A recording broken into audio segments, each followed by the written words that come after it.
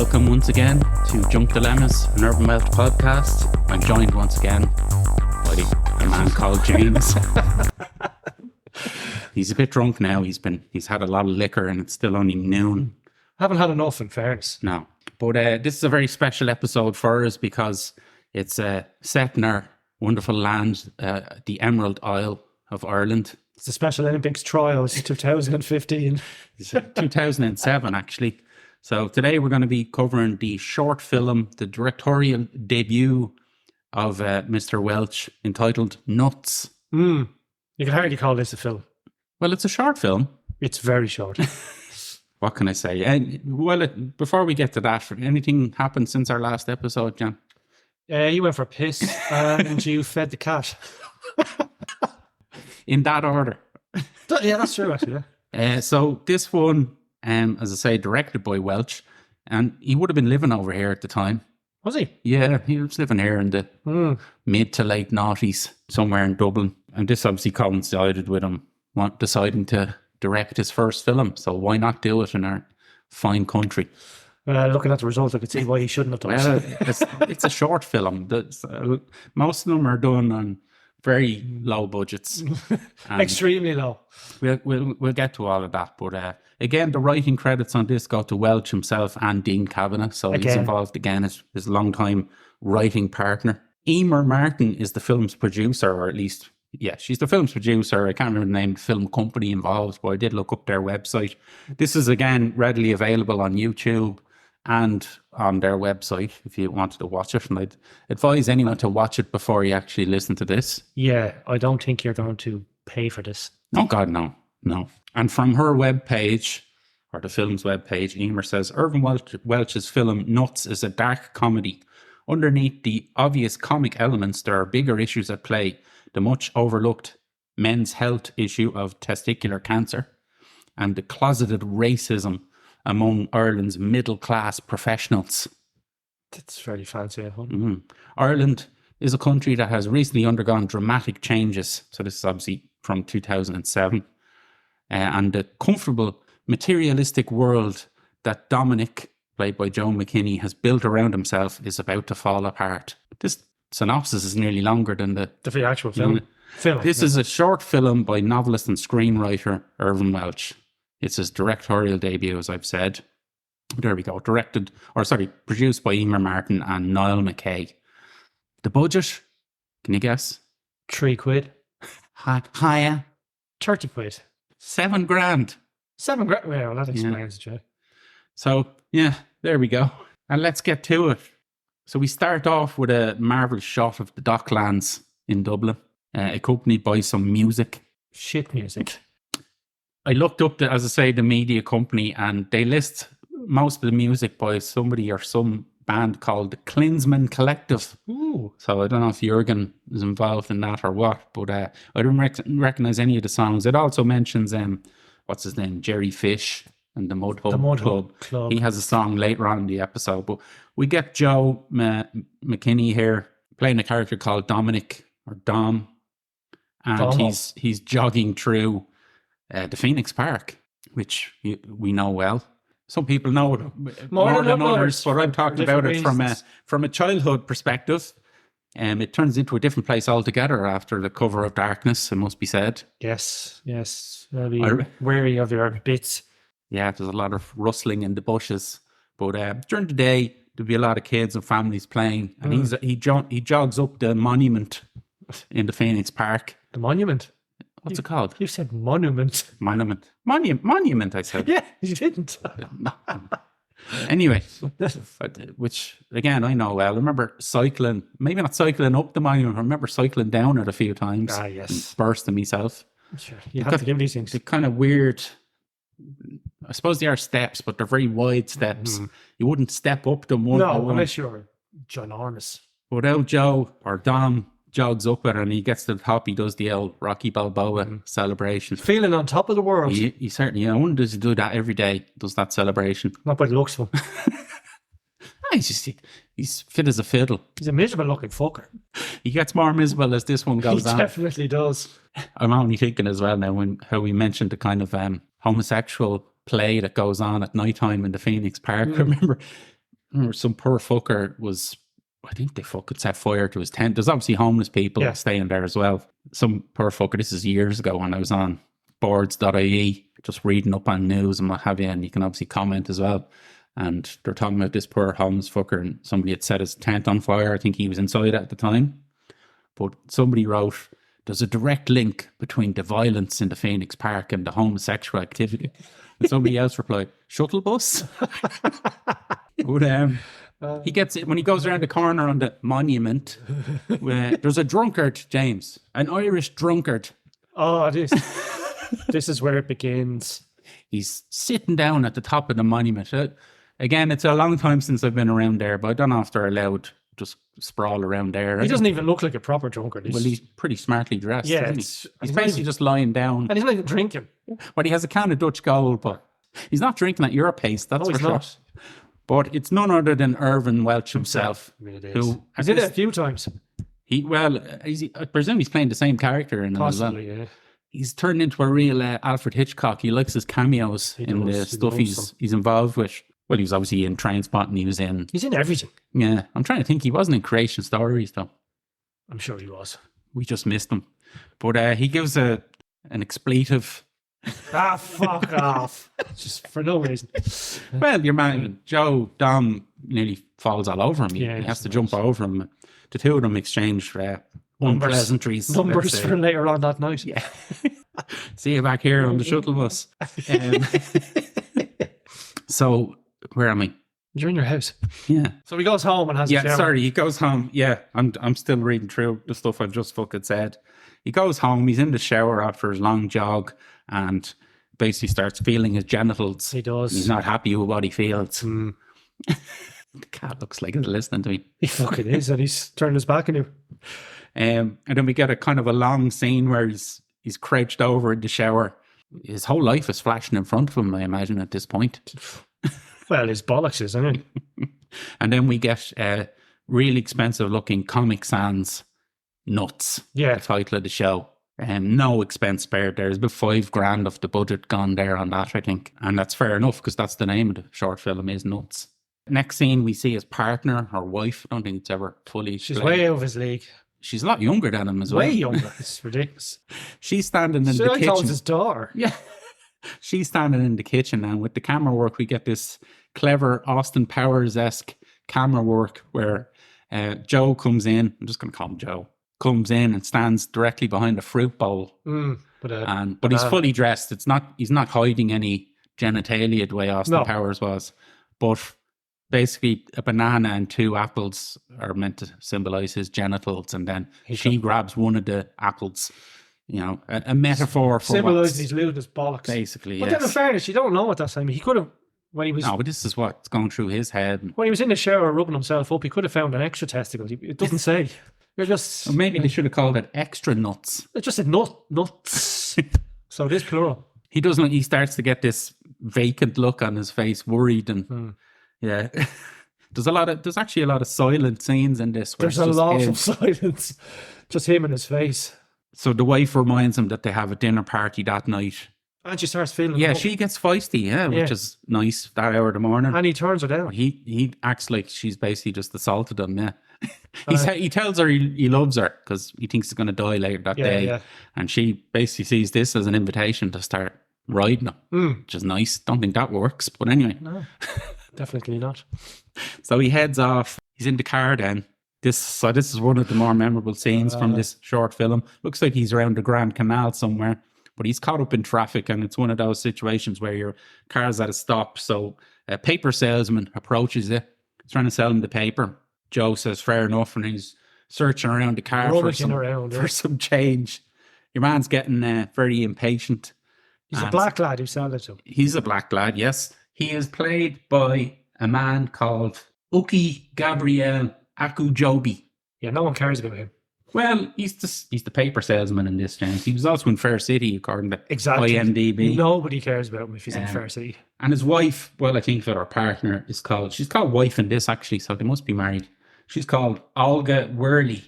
She was in Normal People, the Paul Mescal extravaganza from a couple of years ago. I'm just going to have to let this cat out. Hang on. And Dom, Joe, says to him, all right, don't get your knickers in a twist. To which the paper salesman, Fair City star, isn't happy. He thinks he's been racely abused, indeed. Which is not what Dom said, and he gets out of there pretty quick. Luckily, the traffic starts up again, and he tells him if he's not happy, why doesn't he fuck off to where he came from? Exactly, yeah. So he really does racially abuse him. Yeah. Your mom was being overly aggressive with his paper sales. He really was. He was. Being a bollocks. But then there was a loss in translation, basically. So there's comedy there, but obviously there's a racial slur as well, which is not good. Next, he's in work. And he's looking up testicular cancer on the old Google machine. Or was he looking up extra bollocks? He could have been. What do you do if you have an extra bollocks? Yeah. Is it a good or a bad thing? I wouldn't call it a bad thing. Oh, that'd be all right. Would you have to pay twice if you went for the snip then? Would there be an extra tube? If you've got fucking 3, then what are you getting the snip for? You might as well use it. You might need bigger underpants. Start inseminating goats or something. Yeah, so this is a fucking... This is an annoying bit because it's actually quite like a work situation, really. And I don't think there are actors around him either, which is just a big oaf. Your man is the most annoying fucker. In fairness, they get him spot on because that's what an annoying fucker in work would definitely look and sound. And full of shite. Yeah. Going on about his sexual conquests. And the state of him. Chomping away on sweets and fuck knows what. I'd say his hand would turn him down. He's that ugly. Fuck's sake. I think he has a gout in his big toe. Gout in his bollocks, I'd say. And that work colleague of yours who has pus coming out of his legs. Oh, sepsis. Joe has the old segregation in place with the desk. He doesn't want his shit anywhere near him. He's a clean freak. As if anyone would put up with that. Oh, there was no boss around her. Your man was just lying on the desk. Yeah, he was basically asleep. Yeah. And there's another bit of clever symbolism where he has one of those old machines that people had in the 80s where you knock the ball and basically to symbolize Joe's extra nut. Another co-worker comes in who is played by Emer Martin, the film's producer. So I was going to say double jobbing. She's actually triple jobbing. And I'll get to that. She probably stopped me on tripping. Do I have down the fucker's name? Office Mate 1. He was called Steve Wilson. He was apparently a driver in Love Hate. That's not necessarily meaning he was on screen. He was probably just driving people. Taxi man, basically. Yeah. But she comes in anyway, Emer. She's got her arm in a sling. Yeah. And he asks, what happened to you? She says it was a riding accident.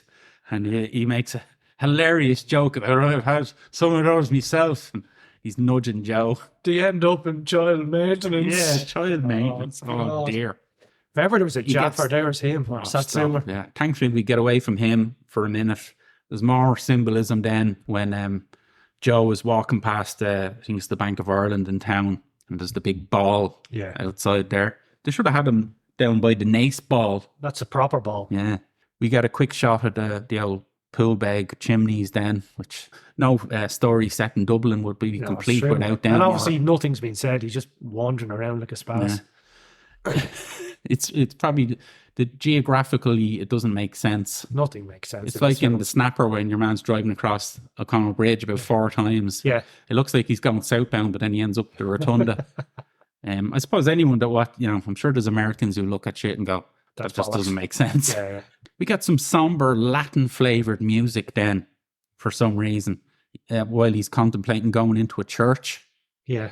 Obviously he wants to talk to the big man upstairs. Talk to the big man, get some help about this extra ball. Yeah. But then he says no and he goes to a pub instead. That's an Irish answer. It's very Irish. He's got an whiskey and a pint. I'm surprised he has something in his contract where he can't be filmed with Guinness anymore, Joe McKinney, because anyone in Ireland would recognise him as the famous dancing man. I presume that ad was all over the shop. England as well, Guinness ads, worldwide. But I imagine he's fucking sick at the sight of it, even though he obviously drinks Guinness in this. He loves it. But he's there for a while. He gets half tanked, and there's another shot where he's looking at the men and women's jacks. The symbols on the doors. Yeah. And is that meant to imply that he thinks if he loses his nuts or one of his nuts, he's going to be a woman then? I don't think that's how it works. He has to be, what are they called? What are the people with no Mickeys called? Women. No, the other ones, the less sexy ones. Oh, The chicks with dicks. Oh God, what are they? Not well. Obviously, chicks with dicks have dicks. Right. What's it called when you're a man, you lose your genitalia? Bad luck. God, a eunuch. Eunuch. That's it. Yeah. I was thinking a newt. Like that's not right. We've already mentioned newts in this, have we? In the amphibian section. Sexy newts. Catherine Ryan's a sexy newt or eunuch. She doesn't have a dick either. Right? Well, I hope not. We don't know for sure. Yeah. Anyway, he finally makes it back home. His dinner guests are getting very impatient. Yeah, there was supposed to be a dinner party with two couples. Another couple of fine actors. God. They have nothing down on IMDb as being in anything else. They're just I'd say they were literally picked off the street. Dinner Friend 1 and Dinner Friend 2. Yeah. And again, much younger. Way younger, yeah. More his wife's age. But they're real awkward even when they're waiting for him. If that was your friends, you'd just go, fuck him. Yeah, let's be get yapping pissed. away. They're just sitting there in silence. Yeah, it's like they're waiting for a job interview to start. Yeah. He comes in with the 2 bottles of wine, cracks one open and downs it straight away. And he starts telling the story then about what happened today. That racially abused someone. Your man is kind of on his side. Yes, he is. Basically saying, fuck him and shouldn't be here and all the rest of it. What are they over here for? They're useless. Yeah. The woman is more defensive. She's playing the more open-minded view on this matter. And just kind of this little spiel by, I think her or him, I can't remember, about the economic refugees and the situation. It's quite reminiscent of sometimes in Welsh's books where he starts talking about the state of... the union. Yeah. It's just a little flavour of that in here. Anyway, what else the wife talking about? She's not happy with him, but sure. She still offers him a ride later on and he says no again. Absolutely, yeah. That's not how it works in real life. Then we get Jerry Fish and the Mud Boat Club, is it? Mud Butt Club. No, I don't think it's that. Jerry Jenkum and the Butt Club. It's some song called Upside Down, which is, depressing. It's the only kind of actual song that I could pinpoint in this. And we see Joe, he's over at Tala Hospital then. Yeah, in the most ridiculous looking waiting room I've ever seen. Well, first of all, he's on the top of the car park, which you can do. For some reason, he must have got there very early for his appointment. So he's just standing on top of this car park, staring contemplating. Right? And then the scenery does not match up with where he is, because I think we see the fucking chimneys again. Oh no, you see the SIP2 building, I think. Which is not in Tala Hospital. No. But anyway, he goes in to the hospital and it's a weird setup. I know there's not technically no waiting rooms in hospitals. It's all open plan and all, but this looks like he's just in a GP somewhere. Yeah. Everyone's on top of each other. This is definitely before COVID because everyone's basically sitting on each other's laps, coughing and spluttering. Irvine Welsh there. Irvine's there. Shite. Gibberish. With his eyes, he's pretending he's asleep. Yeah. Not very convincing. No. There's 2 women in burqas. One of which is the producer, Emer Martin, once again. There's an outflow with tomato ketchup all over him. He's blood all over. Like they just leave him sitting there. Like in fairness, if you had a feminine lump or you were growing an extra testicle, you're not going to go into A&E. Exactly. So that's what I wondered. Was he just in A&E? But then he went, no, it was a hospital. Definitely a hospital. He had an actual appointment. Anyway, you're not meant to think about these things, I suppose. But it's... It's fucking weird. And now it's about the waiting room. Just get out of it quick. Yeah, it's pretty... Oh, he mentioned Welch when he's mumbling, mentioned Shamrock Rovers for some reason. I think he's a Bows fan. Unsurprising. Who do you support? Not fucking there. Pats, yeah. He finally makes it to the hospital bed then to be examined. And it's... Again, I found this a bit strange. Would you not be just brought into some sort of... triage room? Yes. And put on he's actually given a hospital bed, which even in 2007 would have been pretty fucking scarce. No chance. Curtains over and he's sitting there waiting. And he's a bit put off when this large man comes in. Giant black lad. He is black. So again, Dr. Umbongo. We mentioned this because it's, it ties in with the whole racial theme of the show. Now, Dr. John, he's called on IMDb, but does he introduce himself as Dr. John? It's Dr. Umbongo or something. Yeah. Anyway, Dr. John, as it says on IMDb, is played by James Potter. Now, James and I have a little bit of a connection because I looked him up. He's or was a stand-up comedian as well as obviously trying his hand at acting. And he is a 5 times recipient of the Rubber Duck Award in the Halfpenny Bridge stand-up open mic, which your humble host has won once. Bastard. So I have 4 to get to catch up with Dr. John here. And I can tell you now I won't be getting that because I won't be trying. But fair play to him. No easy feat, I can tell you that. Absolutely. So Dr. John, yeah, straight away he's looking pretty weird. He looks shifty. He's not a doctor. He's absolutely massive. Joe looks pretty nervous, and you're kind of left wondering, well, Dr. John says to him out straight, are you nervous because I'm a black man? Are you nervous because I'm just a man in general? Or are you intimidated because I'm going to be putting my dirty black hands on your little Irish white willy? And not my words, the words of Irvine Welsh. And we never really get the answer to that, but I think Joe's just generally nervous about the whole thing. It would be quite perturbing to see that. It certainly is. Jesus and then there's more kind of clever camera work where Dr. John is down on his knees or crouching anyway, and it genuinely looks like he's sucking him off. You just see the top of his head bobbing. And then Joe's like, what are you doing? What do you do? God knows what he was doing to the poor man. There was probably a lot of foreskin peeling. It's hard to know, isn't it? It's supposed to be concentrating on the testicles, but he could have been doing anything to him. It was more shaft impressed. Yeah. And then an alarm goes off. And we see this action shot. It's another change in music to this action music. And we see a nurse and 2 security guards rush in to the room and open the curtain and grab the 2 guards, grab your man. There he is. Get him out of here. And Joe's like, what the fuck's going on? He just got molested, basically. Yeah. And your one just explains, he's just the lunatic that wanders around the hospital sometimes. Wanking off. Posing as a doctor. And you think that they'd be able to spot this man. Yes, he's not inconspicuous. So this obviously happens all the time. Thankfully, that's never happened to me when I've gone to Tower Me neither. Hospital. I'm not going to Tower Hospital. Well, I have been there with my children, but thankfully that hasn't happened either. Never again. And then a real doctor comes in, and it's noted, or it should be noted, she is foreign as well, but she's not black. But I don't know whether that was deliberate or not. I don't know. Who knows? A last kind of note on the whole racism side of things and the supposed problem with immigrants that is mentioned here. And then she says, what seems to be the problem? And old Joe McKinney does another classic stare. And I do like, at this stage, he's just totally pissed off. He's quite good at the old death stare. And it's different to the one he has in Good Arrows, where he looks scared sometimes. And he just says, I have a lump on me bollocks. And roll credits. That's it. And that's Irvin's first film in the bag. If only it was his last. Retire at the top. I think it's too short to have a favourite bit or a most disturbing bit. It's only about 15 minutes long. I suppose connecting lines, obviously, as we said, Joe McKinney is the star, as well as being in Good Arrows. And Dean Kavanagh also wrote it. That's kind of it. What's your thoughts on this? Hilarious when I say it first. It's very funny. We watched it together the first time. It was ridiculous.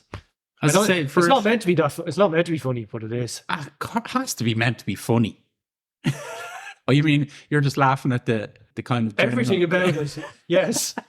I wouldn't say anyone involved would have a problem with that. No. I mean, I don't think they set out to be a comedy, but it definitely is. Oh God, he had to. Some of the shit in it has to have been. I don't think so. It's described as a comedy. Well, it is a comedy with some serious. There's nothing serious about it. No. Look, if you watch, I watch a lot of these short films, on short screen on RTE or anything. I do like the concept of it, and they're all traditionally low budget because it's directors who are starting out in life, and this is it. And some of them work really well. But some of them don't. Do you remember the one we watched years and years ago? I had it on VHS tape, and it was called Waiting for Go. And I only learned years afterwards that it was meant to be a kind of inspired by that. What's that play? Waiting for Godot, is it? Oh. There was 2 or 3 blokes in a car waiting at a stop sign this in America, and it's like in fucking arse end of nowhere. It's like a desert, and the light just won't change. And then there's like a bloke in a chicken suit. I'm trying to remember this. I had this on VHS tape. I just taped it. So it just No. yeah. Maybe it's just a dream I had. But anyway, I do like these short films. If you stumbled across this and you didn't know anything about Irvine Welsh, a bit like Good Arrows, you kind of go, that passed the time for 10 minutes on a Tuesday night. It's not going to win any Oscars. It didn't. Surprisingly enough. The acting from everyone bar Joe himself is highly questionable. Probably because there's no other actors in it, really. I mean, Dr. John's all right. That's about it. That's it. The Emer in the burqa, she pulled that off. She pulled that off well. Don't know who the other burqa woman was. Yeah, it's a pity. Could have been anyone. Irvine himself, Awful. Laurence Olivier stuff from him. God. Fucking brutal. And that's it. There's a strong message in there.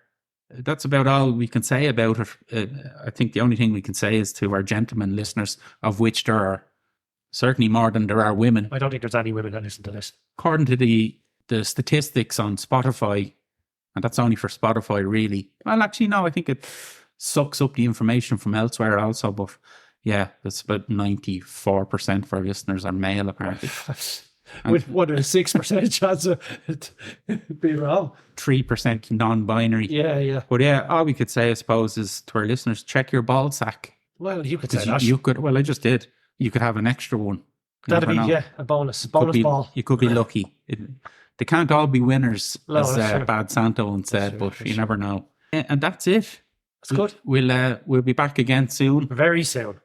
as in within the next year. Yes. With a book episode. We settled on the last one. We're powering our way through Sky Boys as we speak. We certainly are. So we'll get that out. And I suppose the only thing we have to say now, I suspect, is Happy Christmas. Merry Xmas. Because we won't be seeing any of our listeners, well, ever, because we don't see them. True. But they won't be hearing from us this side of Christmas, probably. I wouldn't think so. Unless something drastic happens. Like we both end up in the hospital and we're just reading Sky Boys now and stuff. Yeah, getting molested by black lads. Jesus Christ. Anyway, thanks very much for listening. Thank you. Bye-bye. Happy Christmas.